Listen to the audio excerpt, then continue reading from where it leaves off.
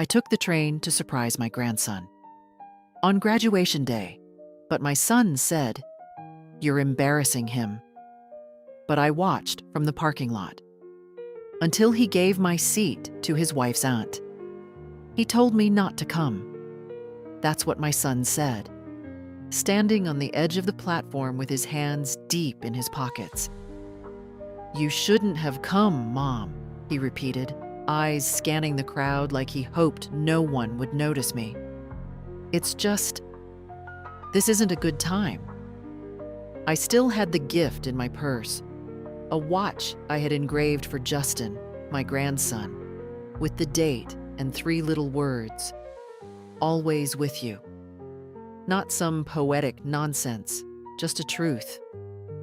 I've been there since the day he was born, changing his diapers when his mother vanished for days, taking him to speech therapy when no one else had the time, sitting up with him when he was sick and scared of the dark, his little hand always reaching for mine. And now, at 17, he was graduating high school, and I wasn't allowed. The train ride had been long. My knees had hated every hour of it, but I had refused to let Greg buy me a plane ticket. "You already paid for too much," I told him weeks ago. "This one's mine." I didn't tell him it would be my last long trip. My joints couldn't take much more.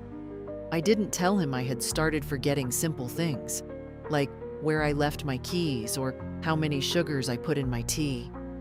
No, this trip was my gift to Justin, to show up, to be there. But Greg didn't hug me. He didn't take my bag. He just looked embarrassed, like I'd arrived wearing a clown costume instead of my neat navy coat and low-heeled shoes. "Justin doesn't know you're here," he muttered, glancing over his shoulder toward the parking lot. "And honestly, Mom, maybe it's best if it stays that way. He's under a lot of pressure." I looked down at my shoes. Polished just this morning. My legs were shaking, but not from age. "I thought he'd be happy," I said quietly. "I haven't missed one of his milestones. Not one." I know, Greg sighed. "But he's different now. It's not like when he was a kid. He's grown up, got his own friends. They're all gonna be there. Paulina's family, too. They come from a different kind of background." I let that hang there. Different kind of background. He meant they had money, prestige. They lived in the polished world of internships and prep schools and silent judgment. And I was just the woman who used to mop floors and pack lunches in thrifted Tupperware. "You said I had a seat," I said. "That was before. Now Paulina's aunt flew in unexpectedly, and you gave her my seat." He didn't answer, just shifted his weight and looked away. I nodded slowly. My hands found the strap of my purse and gripped it like it was the only thing keeping me upright. "Well," I said, "I'll find my own way." Greg opened his mouth, but I turned before he could say whatever half-hearted apology he thought would smooth this over.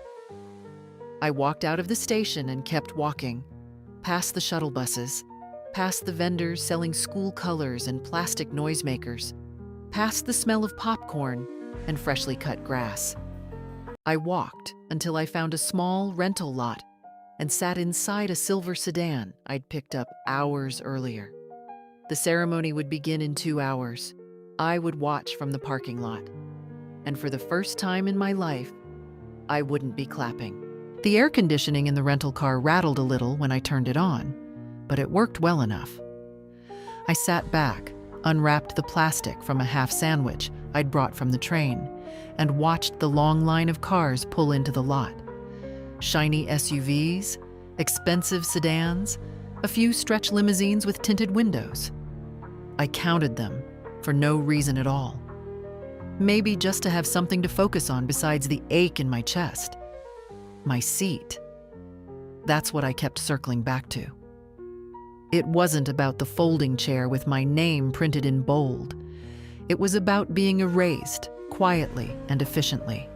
A life of showing up, to babysit, to fund field trips, to remember birthdays, to stitch back pieces no one else bothered to hold together. All of it pushed aside for a woman I'd never met. Paulina's aunt. I imagined her in something elegant, probably pearls. Not the kind you get from a garage sale because they look real if the light hits just right. Real ones. I checked my purse again. The envelope was still there, sealed. The graduation card with the simple watch inside. A little note I'd written on the back of the tag. To Justin. I've loved you every day of your life, no matter the distance. Love, Grandma. I folded the flap back over and slid it into the side pocket. Maybe I'd leave it at his doorstep. Maybe I'd mail it next week. Maybe I'd burn it. My thoughts flickered between all three like a faulty light bulb. A tap on the window made me jump. I turned and saw a young woman, early 30s maybe, dressed in a staff polo shirt with a clipboard in her hand. Her face was flushed from the sun, but her smile was polite. "Hi there," she said through the glass. "Are you here for the ceremony?" I hesitated, then rolled the window down a little. I was supposed to be. She blinked, unsure what to say. "Oh, well, the auditorium opens in 20 minutes. If you're waiting for someone, I just wanted to let you know parking time is limited for non-ticketed guests." "Thank you," I said. "I'll be on my way soon." She nodded, gave me a kind enough smile, and walked off, calling something over her shoulder to a fellow usher. I watched her clipboard bounce with each step. On it, I imagined, was a perfect little list of names and seating arrangements, none of which had mine anymore. I leaned back in the seat, letting my eyes wander to the crowd forming near the main entrance. Students in robes, families posing with flowers and signs. I spotted Justin almost immediately. Even from this distance, I'd know his walk. Tall, shoulders slightly hunched forward, like he hadn't yet realized how much space he could take up. His gown fluttered behind him as he half jogged across the lawn toward a group gathered near the steps. My heart thudded. He was beautiful. Not handsome in some polished catalog sort of way. Beautiful in the way that made your throat catch. His eyes, even from far away, were filled with that restless energy I'd seen since he was a boy. The kind that wanted to run faster than the world would allow. A woman ran up to him and hugged him. Paulina, blonde, confident, expensive looking.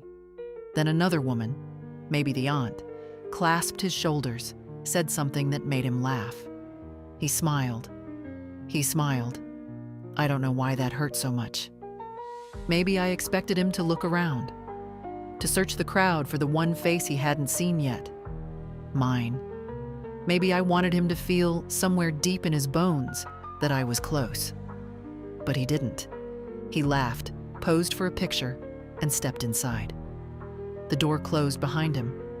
I sank lower into my seat. And that's when I did something I hadn't done in years. I cried. Quiet, useless tears. Not because I was angry. Not even because I was surprised. But because some part of me still thought I mattered. Some stupid part that had held out hope. A part that wore pearls from the secondhand store and rode the train for 9 hours to sit in a car she didn't belong in. I wiped my face roughly, furious at myself. No more. I sat up straight, found my phone, and opened the banking app. The charges for the event were still pending. The catering invoice, the floral arrangement, the photography package. Nearly $12,000 in total, all billed to the same account. My account. I tapped the screen, paused, then tapped again. Cancel transaction. The screen blinked twice. Then came the little message I hadn't expected to feel so good reading. Cancellation request submitted. I stared at it. My thumb hovered over the screen as if it needed confirmation that I had actually done it. $12,000 gone from the caterers, the florists, the photo booth. $12,000 still with me, for now. The silence in the car was thick, not uncomfortable, just final. I had always paid without asking questions. When Greg's mortgage needed a top-up, I paid. When Paulina wanted a new kitchen island before the baby shower 3 years ago, I paid. When Justin's school uniforms needed replacing, again, even though he'd barely grown, I paid. But now they couldn't even find me a chair. I opened the window slightly, just enough to let the warm air in. The scent of fresh-cut grass and warm pavement wrapped around me. Somewhere in the distance, a band was tuning up and a cheer rose from the crowd. It must have been the announcement. The ceremony was starting. I wondered if Greg was looking at his phone yet, if his card had just been declined when he tried to tip someone or pick up a last-minute bouquet. I imagined him standing there in his pressed jacket, phone pressed to his ear, his mouth tightening when he heard the voice on the other end say, "Authorization denied." Good. Let him sweat a little. A movement outside the car caught my attention. A girl, tall, dark curls pinned neatly, green dress, was walking alone down the side of the building. She looked lost and young, maybe late teens. She stopped near the car and pulled out her phone, checking something, then looked around. When her eyes met mine, she hesitated, then took a few cautious steps forward. "Excuse me," she said, her voice polite but a little uncertain. "Are you Mrs. Mason?" I blinked. Yes. Her face lit up. "Oh, good. I wasn't sure I had the right person. I'm Alyssa, Justin's friend. He talks about you a lot. Says you make the best peach cobbler in the state." I felt my mouth twitch, almost a smile. "He says that?" "All the time. I think he misses your cooking more than anything when he's at school." I tilted my head, unsure what to make of this sudden sweetness. "Are you part of the ceremony?" She shook her head. "No, I'm just here with friends. I saw you from the side window, and I thought, I don't know, maybe you were lost or needed something." I studied her. There was no performance in her face, just a quiet honesty, a warmth. I gestured to the passenger door. "Would you like to sit for a minute?" She looked surprised but nodded. "Sure." We sat in silence for a while. I could hear faint applause through the open window, names being read, parents cheering, flashbulbs popping. "I didn't get a seat," I said eventually. "I heard," she said softly. I turned. "You heard?" She looked down at her hands. "I was helping set up yesterday. Justin's name card was on the front row. There was one next to it that said, Mrs. L. Mason. I asked if that was his grandmother. Paulina's cousin rolled her eyes and said, Not anymore. Greg said she wasn't coming, that she'd probably just get confused anyway." I closed my eyes. "I'm sorry," she added quickly. "I thought maybe you knew." "I do now." She sat quietly beside me, her hands folded in her lap like she didn't quite know where to look. "It's funny," I said, my voice calm, almost amused. "I spent most of my life cleaning other people's messes, making sure Greg had shoes that fit, taking double shifts so we could buy a used piano because he begged for lessons. He quit 2 months later. I didn't mind. It was never about gratitude. It was about showing up." "I think Justin knows that," she said. I nodded. "Maybe." We watched as the crowd inside shifted. The final names, probably. A burst of music played again, louder this time. They were moving outside. The courtyard ceremony, maybe the photos. Alyssa looked at me. "Do you want me to bring him to you?" I was quiet for a long time. Then I shook my head. No, sweetheart. If he wants to see me, he'll know where to look. The doors opened, and the graduates began to spill out like bright confetti. Robes flowing, caps askew, some tossing them into the air with whoops of victory. Parents surged forward with phones in hand, tears in their eyes. There were cheers, balloons, banners, a storm of love, noise, and pride. I watched from the car. Alyssa had gone to meet her friends, leaving me with a soft, apologetic smile and a promise to stop by sometime if I ever wanted company. I thanked her, not for the visit, not even for the kind words, but for being the only one today who looked me in the eye and didn't flinch. I sat still as the crowd thickened. Justin was easy to spot. Tall, unmistakably so now, his robe unzipped over a crisp shirt and tie, cap in one hand, a bouquet of white roses in the other. He was smiling again, a wide, unguarded grin as he hugged Paulina and someone who must have been her aunt, the one who had taken my place. She kissed his cheek and handed him a wrapped gift, a little blue box, something expensive. He nodded politely. Greg hovered near them, laughing a little too loud, clapping Justin's shoulder like he'd done something extraordinary himself. He probably believed he had. After all, wasn't he the one who got Justin here? Paid for tutors with my money. Arranged the prep courses with my money. Bragged at barbecues with stories rooted in my labor. I saw Justin glance around once, briefly, scanning the edges of the crowd. My breath caught, but it passed quickly. He was probably just looking for one of Paulina's cousins, or the photographer, or a friend with whom he wanted a selfie. Not me. Never me. And then, a flicker. His hand reached into his pocket and pulled out his phone. He looked at the screen, tilted his head. His expression changed. Just slightly. A crease in the brow. A soft frown. I knew that look. He used to make the same face when I told him there were no more cookies in the jar and he suspected I was lying. Greg leaned in, said something, and Justin responded. I couldn't hear the words, but the gesture was unmistakable. He stepped back, shook his head, disagreed, and then he walked away from the group. Not fast, not in a scene, but with intent. I sat up, heart tapping hard against my ribs. He crossed the lawn, wove through the crowd, eyes searching. I froze. When his gaze swept toward the parking lot, I didn't duck. I didn't hide. I just sat there, hands in my lap, the envelope still peeking from my purse. And then our eyes met. He stopped, a full heartbeat, then another. And then he came. He crossed the lot in long strides, ignoring calls behind him, stepping off the paved walkway and through the yellow grass to where my car sat under the wide-armed oak.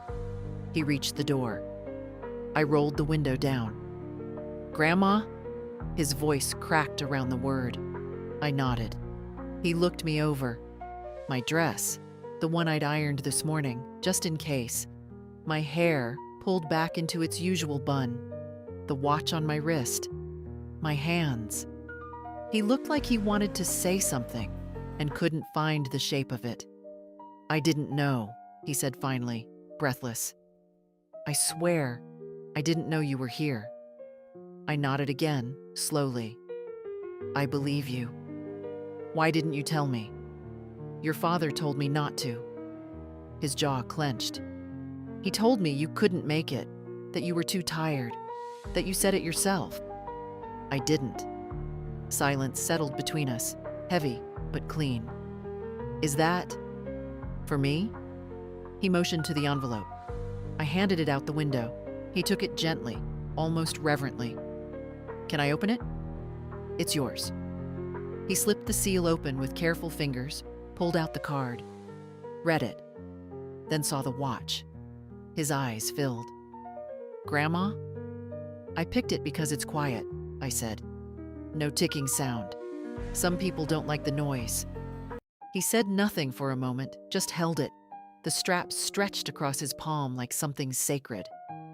I didn't know, he said again, softly.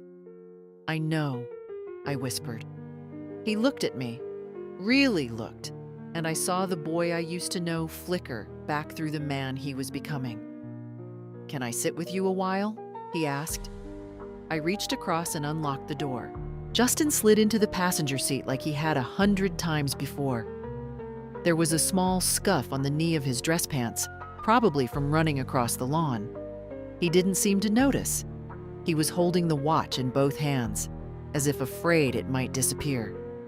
We sat in silence for a while. I didn't need to fill it. He did. I should have asked more questions, he said finally. When Dad said you weren't coming, it felt wrong. But I didn't want to start something. You were busy, I said. No, he answered. I was comfortable. I turned my head slightly to look at him. His profile was strong now, the soft lines of boyhood sharpened by time and self-awareness. But his voice, that was still my boy's voice. That edge of shame, of wanting to make things right, even if he didn't know how. They gave my seat away, I said, not bitter, just plain. His eyes dropped. To Paulina's aunt. I raised an eyebrow. You knew? She came this morning, last minute. Dad said there wasn't room for everyone. But you were on the original list, Grandma. I saw it when the programs were printed. You were supposed to be right next to me.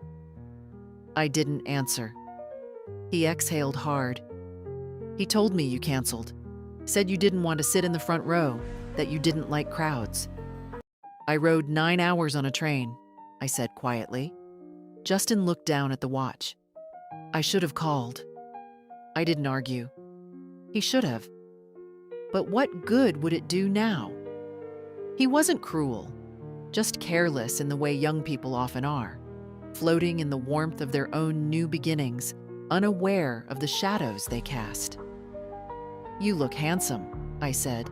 His smile was small, almost boyish. Paulina picked the tie. I wanted the navy one. She always picked for you? Lately, yeah. He didn't sound proud of that. I watched him twist the watch in his hands, turning it over, tracing the engraving with his thumb. Always with you, he read aloud. That's what it says. I nodded. She's never even asked about you, you know? Paulina.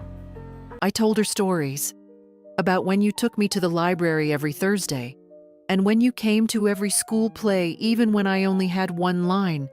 She laughed and said I was a grandma's boy. That's not the worst thing to be. He laughed softly, then went quiet. I think I got so used to being proud of where I was going, I forgot to be proud of where I came from. That one landed deep. I didn't show it. I looked out the window. The courtyard was clearing out. The photographers were finishing their last rounds. Greg stood near the edge of the fountain, phone pressed to his ear, his face sharp with frustration. Looks like he just found out about the cancellations, I murmured. Justin followed my gaze. You canceled everything? Most of it, I said. The banquet, the flowers, the professional pictures. They'll get to keep the plastic centerpieces. Those are probably paid for. He let out a low whistle. Damn. I gave him a sidelong glance. Language. Sorry. We sat in silence again. Then he said, You're not going to the dinner, are you? I didn't answer. He turned toward me. Can I take you somewhere instead? Like where? I don't know, somewhere real. Burgers, maybe? Milkshakes? Somewhere I don't have to pretend. I watched him, unsure if he realized what he was offering. It wasn't just a meal. It was a hand reaching backward, toward the child he used to be. The one who thought a fast food dinner with Grandma was better than steak on linen. I'd like that, I said. Justin smiled. Not politely, not performatively, but like a boy who'd just come home. "I'll drive," he said, reaching for the keys in the ignition. "You've been in this car too long already." He drove like a boy who hadn't had the chance to drive freely in a long time. Not recklessly, just with a kind of quiet confidence, one hand on the wheel, the other resting loosely near the gear shift. I watched his profile as he navigated the small streets away from the school, the crowd, the family gathering now unraveling without notice. "Do you even know where you're going?" I asked, half smiling. "I have a place in mind," he said. "It's not fancy." "That okay?" I chuckled. Fancy's never impressed me. I like food that looks like food, not like sculpture. He glanced at me. "You're still the same." I raised an eyebrow. "Were you expecting someone else?" He didn't answer, but the way he smiled made me think he understood more than he was letting on. He pulled into a narrow side street, past an old gas station and a shuttered hardware store. Then the place came into view. A squat brick diner with a flickering neon sign, Hank's. There were no white tablecloths, no valet parking, no wine list, just chipped booths and laminated menus, and the kind of place where they know how you like your eggs. "I used to come here with you," he said. "When Mom was still around and Dad was always busy. After Little League games, remember?" I did. The memory hit sharp and sweet. He'd sit across from me with scraped knees and dirt on his cheeks, ordering grilled cheese and asking if I thought he'd ever hit a home run. I always said yes. He held the door for me, and the bell jingled overhead. The place hadn't changed. Same red booths, same old fans spinning lazily above. Same waitress behind the counter, too, though she looked a little grayer now. "Two?" she asked. Justin nodded. "Corner booth, if it's free." She gave us a quick smile and pointed. We slid into the booth by the window.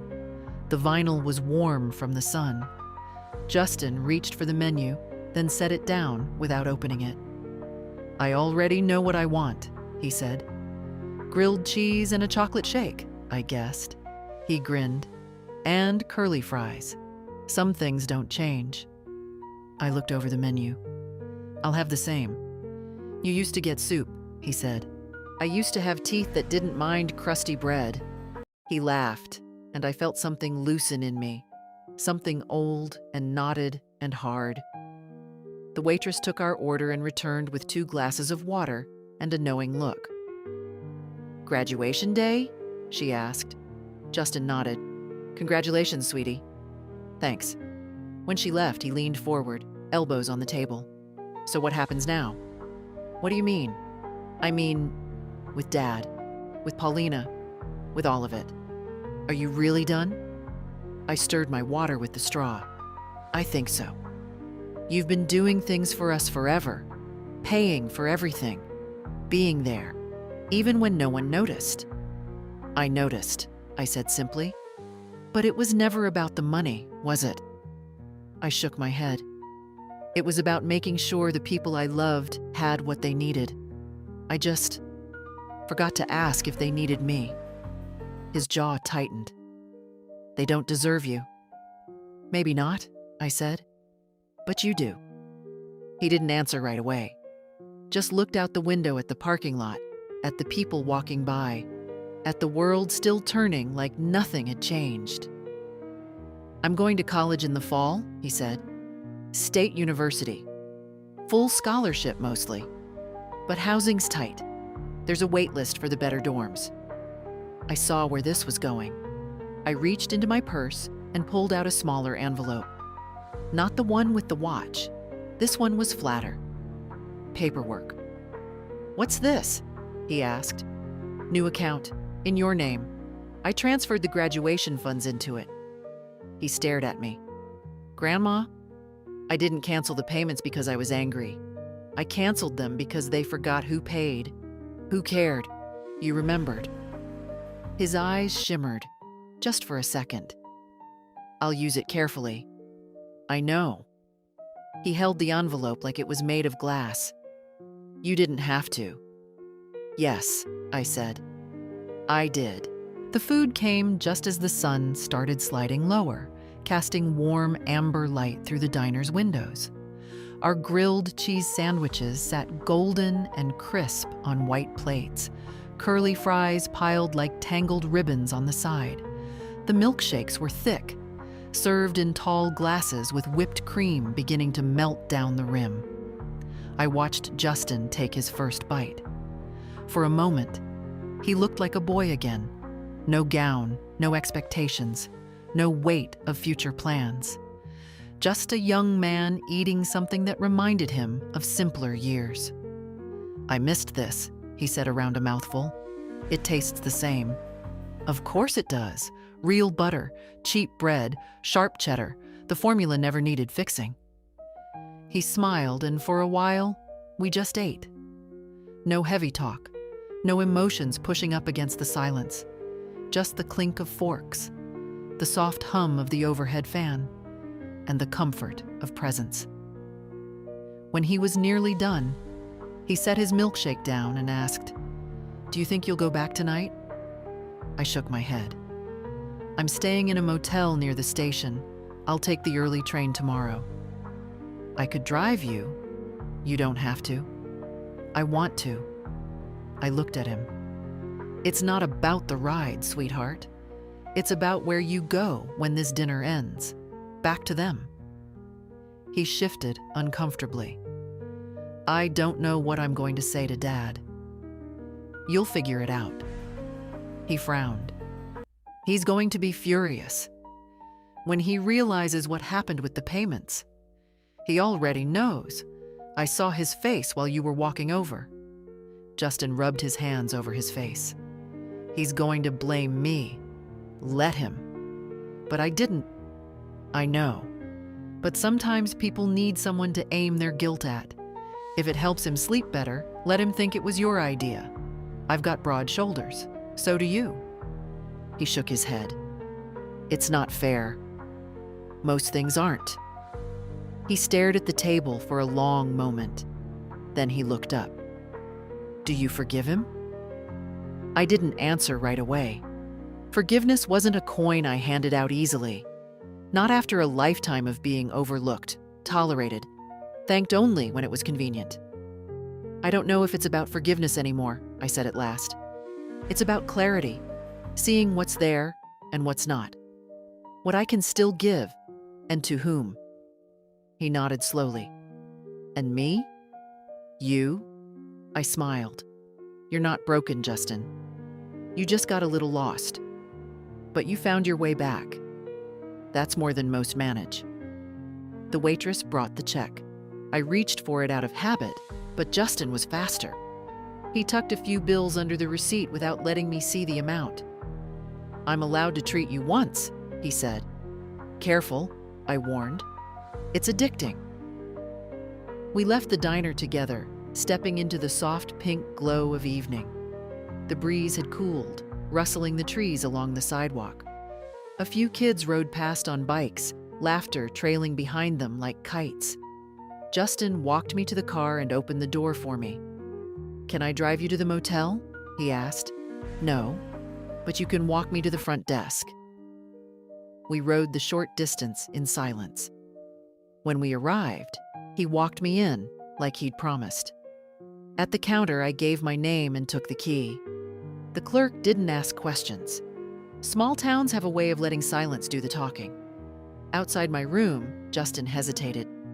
"You'll call me?" he asked. "When you get home?" "I will."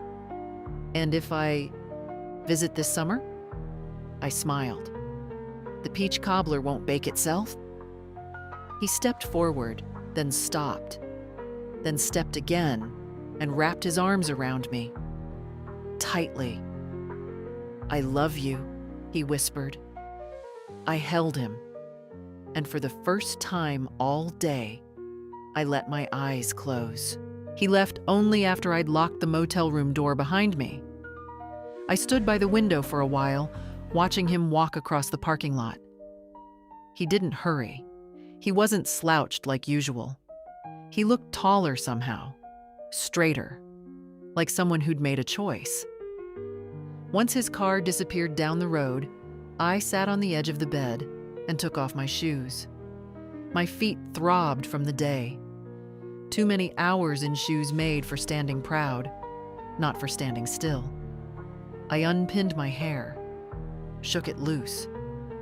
The mirror across from me caught the movement, and I stared for a moment at the woman reflected back. Tired, older, but still here. I reached for the hotel phone and dialed. Not Greg, not Paulina, not even Justin. I called the bank. "Mrs. Mason," came Richard's voice, warm and measured like always. "Everything all right?" "Yes," I said. "Everything's fine. I'm calling to confirm that the transfers I canceled today won't be reinstated." "No, ma'am. Everything remains as you requested. The funds were stopped before authorization. The vendors were notified." "Good." There was a pause. "Is there anything else I can do for you?" he asked. I hesitated. "Actually, yes. I'd like to schedule a full review. I'm considering restructuring my will. I can set up a call for Monday morning, and I'll arrange for a legal consultant to join if you'd like." "That would be appreciated." We finalized the details, and after I hung up, I sat quietly in the still room. The air conditioner hummed low, and the world outside the thin curtains fell into darkness. I thought about Greg. I thought about the sound of his voice this morning at the station, the tightness, the shame he hadn't even tried to hide. He knew what he was doing. He knew what it meant to ask his mother to turn around and leave. And he did it anyway. For convenience, for appearance, for control. The pain of that choice still lingered. Not sharp anymore, but slow burning, like a bruise pressed under the skin. And I wasn't naive enough to think there'd be an apology. Not a real one. Greg didn't apologize. He explained. He justified. He maneuvered. But maybe he wouldn't get the chance this time. I pulled out my old address book and flipped to the back, where I'd scribbled names I hadn't dialed in years. A lawyer I'd met after my husband died. An accountant I'd trusted before Greg insisted he take care of things instead. They were still alive, still reachable. I drew a line under one name and circled it. Then I wrote something new. "Everything starts Monday." With that, I turned off the light and lay down, still fully dressed, still holding the watch box in one hand. I woke early. Not from noise or discomfort, but from clarity. It was still dim outside, the sky barely touched with blue. I got up, dressed slowly, and packed my things. The envelope with Justin's new account documents I placed back in my purse, along with the little note he'd slipped into my hand as he said goodbye. I hadn't read it yet. On the train, I did. It was folded once, written in that all-caps, boyish handwriting he'd never grown out of. "Thank you for not letting them turn you into a shadow. I see you. I always will." I pressed the paper to my chest. The motion of the train rocked me gently, and for the first time in years, I didn't feel like I was running from anything. I was returning. Not to the same house, not to the same routine, but to a place inside myself I hadn't visited in decades. The part that didn't apologize for existing. The house was exactly as I had left it. Quiet, modest, sun-warmed in the late afternoon. My peonies had bloomed while I was gone. Pink and full and unapologetically alive. I stood at the gate for a moment, luggage in one hand, purse in the other, and just breathed. Home didn't greet me. It didn't need to. It knew I was coming back. Inside, the air was still. A faint scent of lavender from the sachets in the linen closet. Dust on the windowsill. Mail in a neat stack under the front mat. Nothing urgent, nothing desperate. Just the ordinary hum of a life I had held together for longer than anyone realized. I made tea, not because I needed it, but because the ritual anchored me. I set the kettle on the stove, took down my favorite cup, the one with the hairline crack no one else notices, and waited. My phone rang just as I sat down. Greg. I let it buzz twice, then 3 times, then stop. A minute later, it rang again. Greg. Again. I let it ring out, then opened the message he finally sent. Mom? What the hell is going on? The venue called. The florist said payment was withdrawn. Justin is missing. Call me back right now. I didn't reply. 2 minutes later, another. I know you were in town. Why didn't you tell me you were coming? You embarrassed me, Mom. Paulina is furious. I set the phone face down on the table and took a sip of my tea. It was still hot. Still strong. Just the way I liked it. By evening, I'd gotten 9 missed calls, 4 voicemails, and 2 messages from Paulina herself. Her tone was clipped, formal, the way you speak when you're pretending not to be livid. Edith, I understand you've canceled several critical payments for Justin's celebration. This has put us in a very difficult position. I hope you realize how unkind and disruptive this was. Please call so we can resolve this like adults. I smiled faintly at that last line. Like adults? Funny how that phrase only showed up when they wanted something. I spent the rest of the evening in the garden, pulled weeds, watered the soil, watched the bees slip between the blooms with a kind of purpose I envied. I was tired, but not the kind of tired that asks for rest, the kind of tired that asks for change. The next morning, I went into town, visited my lawyer, signed the first round of documents to reassign power of attorney. Greg's name, once scribbled so confidently on those lines, now struck through and replaced with my own. Then I opened a safe deposit box, put Justin's note inside, along with a copy of the watch engraving. Always with you. Let them think I was petty. Let them say I was dramatic, unreasonable, even cruel. Let them talk behind closed doors about the episode I had in my old age. Let them cast shadows. I wasn't in them anymore. That evening, Justin called. Hey, he said, voice softer than I'd ever heard it. Hey, yourself. I'm home, he said. I've talked to Dad. And? He tried to act confused, said it was all a misunderstanding, blamed the agency, then Paulina, then the seating chart. Of course. I didn't buy any of it. I told him I knew what happened, that I saw you, that you were there. I closed my eyes. How did he take it? Worse than I expected. Better than he deserved. I waited. I told him I won't be taking the money he set aside for college, Justin added. I told him I've got a better source now. Are you sure? I've never been more sure. He paused. Thank you, Grandma. Not just for the account, for the clarity. I smiled. Clarity's a gift, just not always a gentle one. No, he said, but sometimes it's exactly what we need. The next few days passed in the rhythm I hadn't known I missed. Slow, deliberate, mine. I answered no calls, responded to no messages.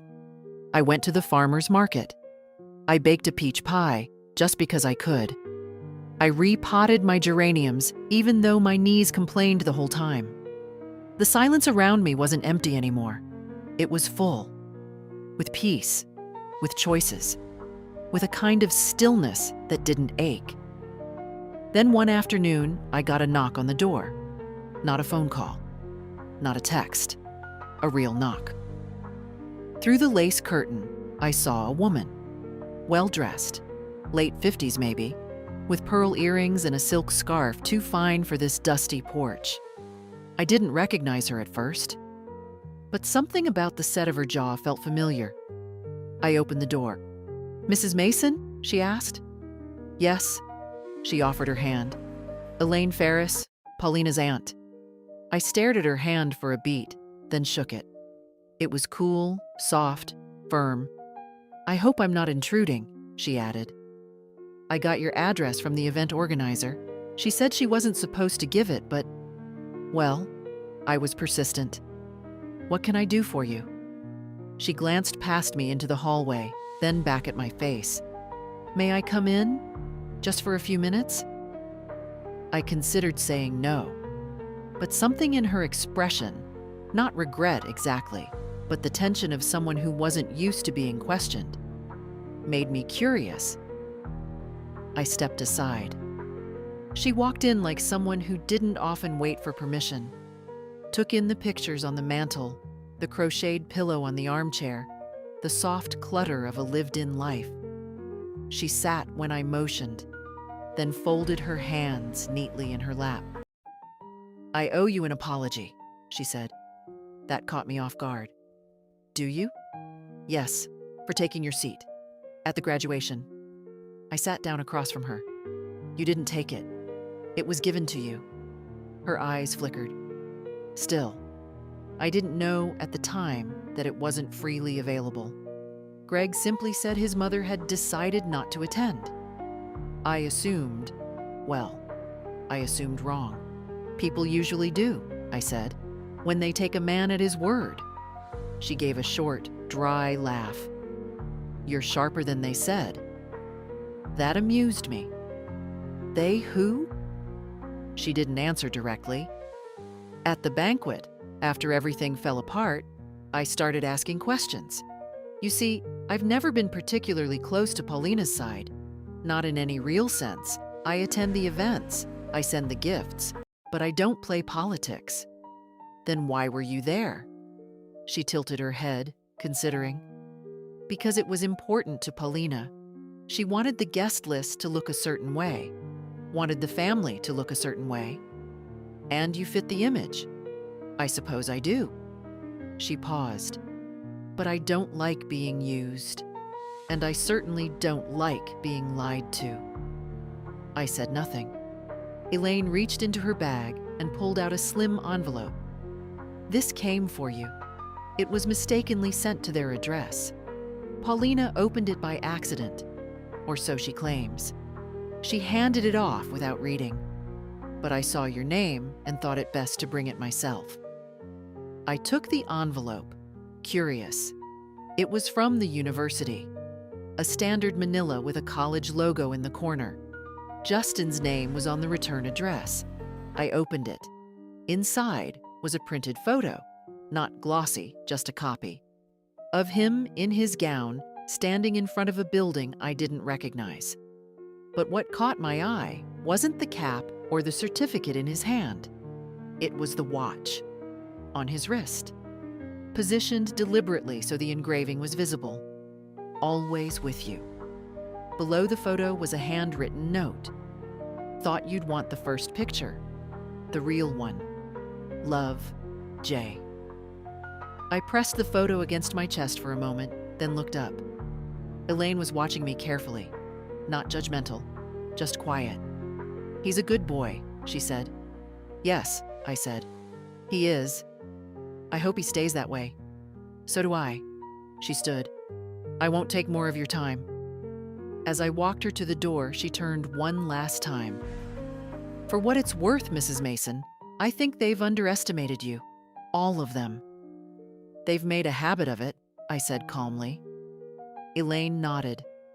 "Not anymore, I think." And then she was gone. It wasn't the photo that got to me. It was the placement of the watch. That detail, that quiet, deliberate choice, told me more than a dozen apologies ever could. He hadn't just worn it. He'd made sure I saw it, made sure I knew I hadn't been erased, no matter how much Greg and Paulina tried to rewrite the day. I pinned the photo to the small corkboard in the kitchen, just above the calendar. I'd clear space later. For now, it stood alone, a marker, a beginning. That afternoon, I sat down at my desk and pulled out the documents Richard had sent over. 3 stacks, account transfers, revocation of rights, preliminary trust setup. I read each line slowly, methodically, highlighted what mattered, crossed out what didn't. By the time the sun began to lower, everything was signed. I called the courier. An hour later, the paperwork was on its way back to the bank. Justin's name, full and official, was now linked to a trust that would carry him farther than any check from Greg ever would. It wasn't about the money.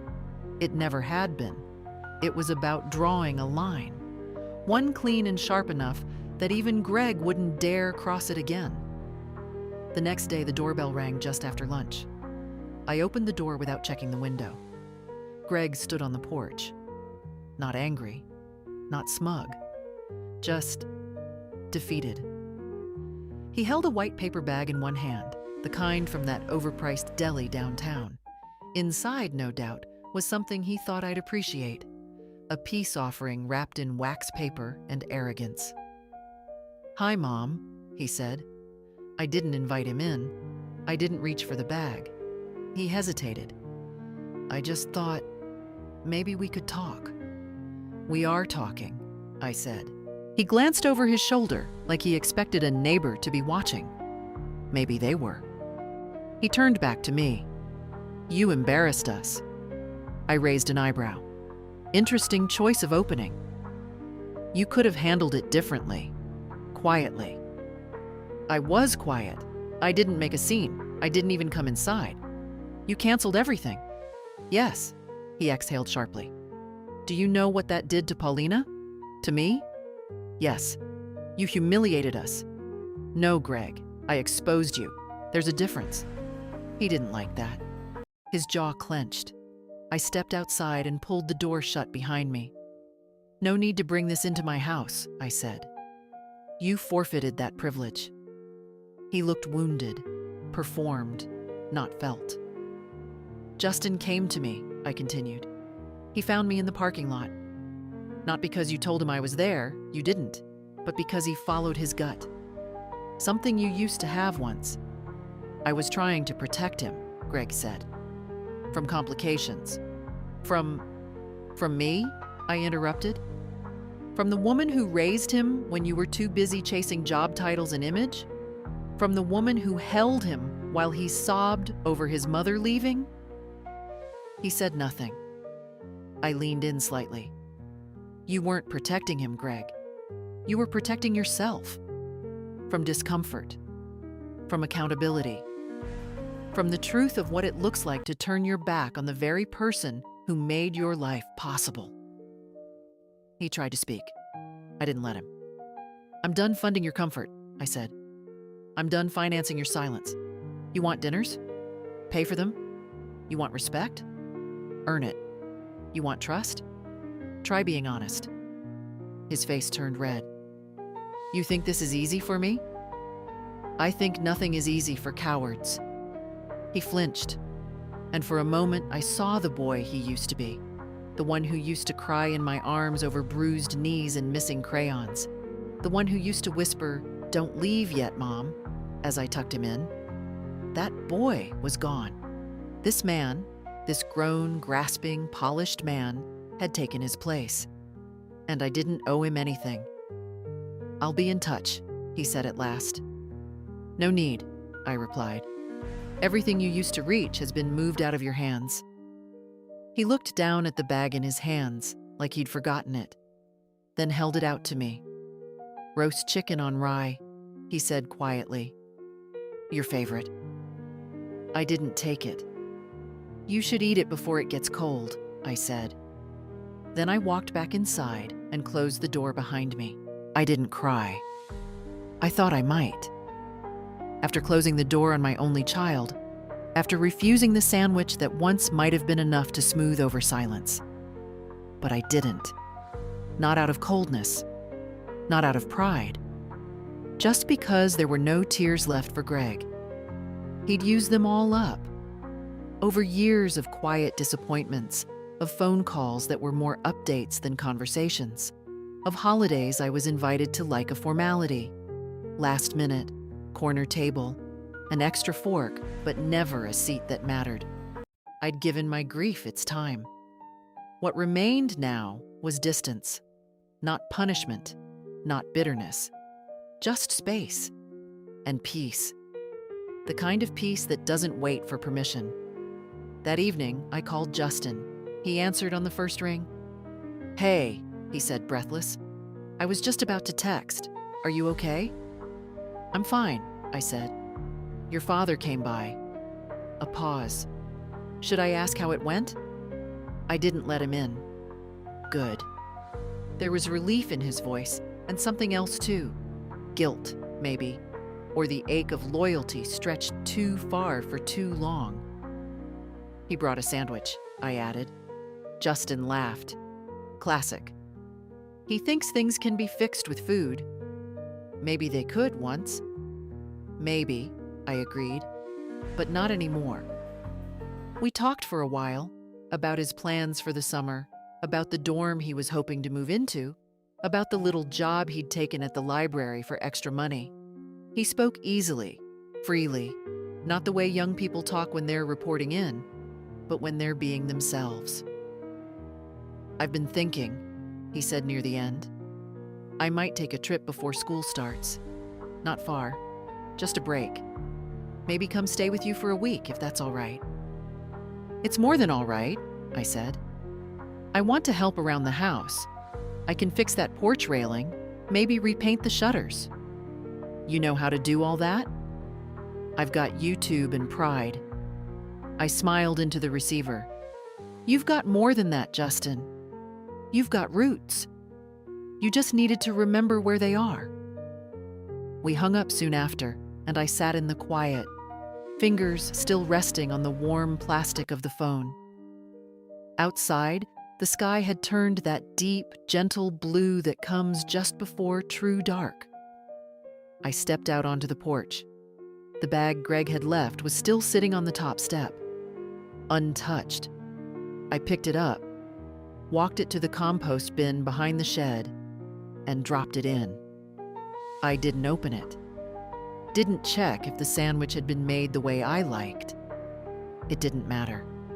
Sometimes, even familiar things become inedible when trust is gone. Later that night, I sat at the kitchen table and opened my recipe book. The old one. The one with butter stains and handwritten notes in the margins. The one Justin used to flip through as a child, asking me if we could make the funny-shaped cookies or the pie with the braids on top. I turned the pages slowly, letting the paper whisper the years back to me. And then I did something I hadn't done in ages. I started a new page. Justin's Cobbler, 2025. Not because the recipe had changed, it hadn't, but because the meaning had. The name mattered now. It marked something reclaimed, something passed on not through obligation, but through choice. I wrote the ingredients, then paused before the instructions. Instead, I wrote, "Make when someone you love finds their way back to you." Then I closed the book. And for the first time in a very long time, I felt full. The week that followed unfolded in small, steady movements. No grand declarations, no sudden confrontations. Just the quiet rebuilding of a life I had left neglected for too long. I cleaned out the upstairs closet, the one full of boxes labeled with years instead of contents. I found photo albums I thought were lost, recipes I'd scribbled on backs of envelopes, birthday cards from Justin when he still signed them with backward letters. On Thursday, I got a letter in the mail, a real one. The handwriting on the envelope was unmistakably Greg's, heavy, angular, overly careful, like he was trying to appear calm, but had pressed too hard with the pen. I opened it at the kitchen counter. No greeting, just one line. "I'm sorry you felt unwelcome." I stared at the words for a long time. Not because they surprised me, they didn't, but because they landed exactly how he meant them to. Slippery, blameless, Safe.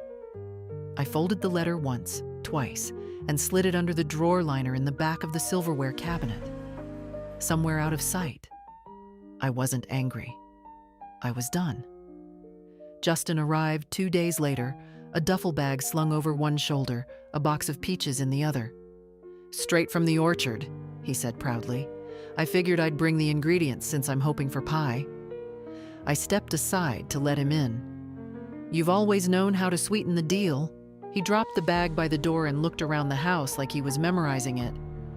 "It smells like soap and something baked." "That's just the kitchen towels drying on the rack." He turned toward me, a little smile on his face. "It smells like you." We spent the afternoon on the porch. He painted the shutters while I trimmed the lavender. We didn't talk much, just the occasional question, the sound of the brush against wood, birds calling somewhere beyond the fence. Every now and then, he'd stop and look at me like he was making sure I was still there. I always was. That evening, over peach cobbler, still warm with vanilla ice cream melting slow into the crust, he said, "I haven't told Paulina I'm here." I nodded. "That's your business. She messaged me this morning, said she hopes I cool off." "And will you?" He looked down at his bowl. "No, I don't think I will." I waited. "She always said she admired your strength," he continued. Said it with a sort of edge, like strength was a thing to keep an eye on. "Some people are more comfortable with soft things," I said, "until they realize softness can rot just like anything else." He looked at me sharply, then laughed. "You've gotten bolder." "No," I said. "I've gotten quieter. And when a quiet woman starts saying what she really means, people think it's thunder." He leaned back, eyes thoughtful. "You think she'll come around?" "I don't know," I said honestly. "But it's not your job to make her, or to bend yourself until she does." He looked out the window. "I thought I had to choose between love and loyalty. And now? Now I think loyalty should be part of love, not separate from it." That made me smile. He got up then, took our bowls to the sink, rinsed them out like he'd lived here forever. The sight of it, this tall, growing man in my kitchen, stirred something deep in me. Not grief, not nostalgia, but recognition. This was what survival looked like when it chose peace. Not endurance, not bitterness, not silence, but presence. The next morning, I found Justin in the backyard, barefoot in the dew-wet grass, standing beside the old wooden bench that had sagged under so many summer afternoons. He was staring at the tree line, the way people do when they're trying to locate something they can't name. I stepped outside quietly, my robe pulled tight. "You look like someone waiting for a sign," I said. He turned, sheepish. "Maybe I am." I walked toward him slowly, joints still stiff from sleep. "Did you sleep all right?" "Like a stone," he said. I didn't realize how heavy everything had been until it let go. We sat together on the bench, and it groaned beneath us like an old friend waking up. "I keep thinking about the train station," he said after a while. "How close I came to not finding you." "You did find me," I reminded him. "That's what counts." He shook his head. "I know, but I keep playing it over. The speeches, the cameras, the people saying, 'What a perfect day.' And I just remember the way your window rolled down and your face looked, I don't know, still. He had no idea how much effort that stillness had taken, how many muscles had gone tight to keep my hands from shaking. "I'm glad I turned around," he said. "So am I." He leaned back, let his head rest against the bench rail. "Do you think Dad will ever change?" I didn't answer right away. "I think," I said slowly, "that people change only when their comfort is threatened. And Greg's had a long, easy run. But you changed, he said. No, I corrected him gently. I remembered. He looked at me, really looked, and nodded. Yeah, that's more accurate. We spent the rest of the morning doing little things. Laundry, clearing the garden path, reorganizing the spice rack. He followed my lead without needing to ask, and when I caught him humming under his breath, I didn't say a word. Let it be. Let him have the small piece of usefulness. At lunch, the doorbell rang. Justin peeked through the curtain. It's her. I didn't need to ask who. Paulina stood on the porch in linen pants and oversized sunglasses. She held her phone in one hand, her car keys in the other. Her posture was perfect. Her mouth was set. I'll go, Justin said. No, I said. Let me. I opened the door but didn't invite her in. Mrs. Mason, she said coolly, I see you're well. I am. She looked over my shoulder. Justin's here? He is. Did you think it was appropriate not to tell me? I smiled gently. I didn't think about you at all. That rattled her more than any insult could have. She shifted on her feet, lips pressed tight. I just wanted to say that what happened at graduation wasn't personal, she said. It was unfortunate, but not personal. Everything is personal when you erase someone. I didn't erase you. No, I said, but you helped Greg do it, and you benefited from it. Her jaw tightened. I won't be villainized for something I didn't control. You don't need to be villainized, I said, calm and steady. You need to be irrelevant, which you now are. Paulina blinked. The sunglasses didn't hide the flicker of uncertainty. I'll tell Justin you stopped by, I added. She turned to go, but stopped halfway down the steps. He'll come back to me, she said. They always do. Not this time, I said, closing the door before the silence could answer her. Inside, Justin was in the kitchen, drying dishes. He looked up, concerned. Everything all right? She won't be back. Are you sure? She was never really here.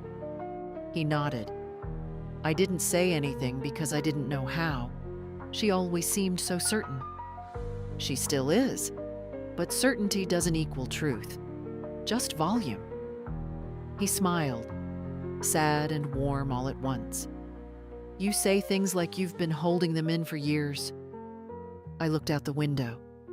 The light had shifted. The garden was golden. I have, I said, but I'm done holding.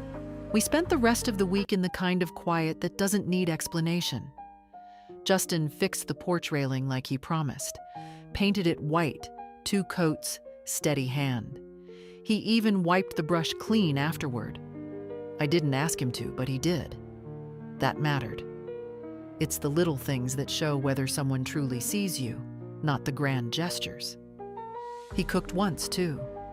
Tried to recreate my roast chicken using a printed recipe and about 5 times more rosemary than necessary. It was dry, a little burnt, but it was beautiful. I think I'll keep trying, he said that night, chewing slowly. You'll get there. I just want to do it like you do. No, I corrected him gently. You want to do it like you. He looked down at his plate, then back at me. Thanks for not letting me disappear into them. You were never theirs to lose, I said. On his last morning, I stood on the porch with him, the car engine running, bag already in the trunk. He looked hesitant, like he wasn't sure how to say goodbye. I'll come back soon, he said. You don't have to promise, I said, but I want to. He hugged me, long, tight, honest. I smelled his shampoo, the faint cologne he'd borrowed from the hallway cabinet. He'd wanted to smell like someone with direction. You'll be all right? He asked. I already am. He nodded once, then got in the car, rolled the window down. Will you write me sometimes? He asked. I always have. He drove off slowly, waving once before the turn, I stood there until his taillights vanished. That night, I made myself a cup of tea and sat by the window with the recipe book. I didn't open it.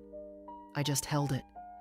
The spine worn soft by years of hands and heat and flower dust.